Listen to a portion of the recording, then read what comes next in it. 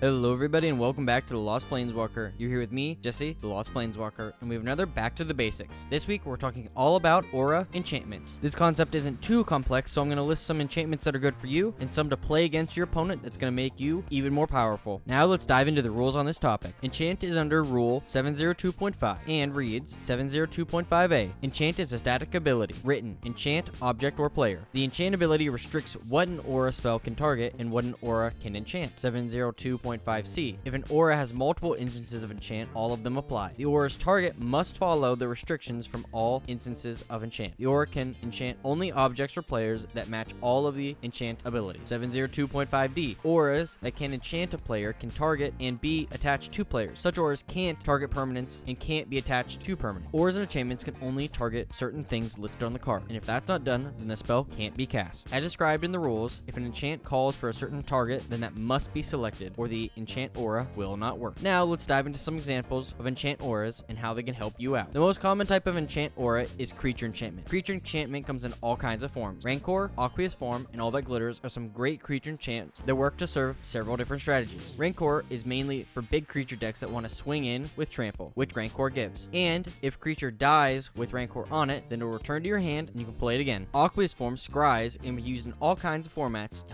help filter the top of your library to exactly what you want. And All That Glitters is great in decks that revolve around enchantments. The more the better. Now let's look at some card draw or enchantments. Every player in Magic wants to draw more cards, and here are a few to help with that. Sixth Sense, Combat Research, and Curiosity all help you draw more cards. These are only going to really help you if you can get through, so creature with a flying or unblockable will be best for this strategy. The next most popular type of enchant auras are for lands. Fertile Ground, Utopia Sprawl, and Wild Growth are some of the most popular forms of land enchantments. These will help you either ramp your mana production or fix it so you always have what you need. Some really unique enchant auras are reanimation enchantments. Animate Dead and Dance of the Dead will help you get things back from your or your opponent's graveyard. These are very powerful, and while a little lengthy on the text, will be very worthwhile in any deck you put it in. With a few examples of enchantments that you might want to play, now let's look at some enchantments to play against your opponents. Kendrith's Transformation and Darksteel Mutation are two very popular aura enchantments to use against your opponent. Both these spells turn your opponent's best creature into a useless creature. These get even better when your opponent can't remove them, so if you cast it on a commander, well, their whole strategy is shot. This makes really strong enchantments and can really help you out when your opponent is gonna pop off. You can just stop them in their tracks and give them something worthless. Along with creature enchantments, we have planeswalker enchantments that can help make them useless or even steal them for yourself. Imprisoned to the Moon and Kaya's Ghost Form are two great ones that allow you to make a mana rock out of it, or whenever it dies, it'll return to the battlefield but on your side instead. And the last type of enchantment aura I want to talk about is player enchantments. These are oftentimes very hard for players to deal with and come with some really good penalties that can get you ahead. Curse of Disturbance, Curse of Verbosity, and Curse of Opulence are all part of a set that encourages you to swing into your opponents. These give you and the player attacking a benefit that is worth swinging into. Curse of Bloodletting and Curse of Hospitality are two other enchantments that I think are really neat. Curse of Bloodletting doubles the damage done to enchanted player, making them much easier to remove, and encouraging your opponents to swing in for big damage. And Curse of Hospitality gives the creatures attacking a certain player trample and impulsive card draw from that player's deck, meaning that if you got a big board of creatures that you want to swing in with and they got a bunch of stuff to block, well, it's going to get trample and you can swing in for the win. Enchantment auras are really neat cards to add to your next deck and can make you a threat to mess with. Now, I want to build a deck revolving around this on one of my commander deck techs on Wednesday. The aura enchantment commander I'll be showing off is Lightpaw's Emperor's Voice. This is a very powerful commander, and if it isn't dealt with, you will surely win the game. This deck pops off very quickly, and if you're playing against decks that are only a couple colors, you can very easily make your commander protected from all of them and swing in for the win. Well, that's it. So if you enjoyed, please consider subscribing to my channel. I put these videos out every Monday and a commander deck text every Wednesday. If you like it and want to help me out even more, please leave a like and comment your favorite aura enchantment down below. And as always, I'll see you later, Planeswalkers.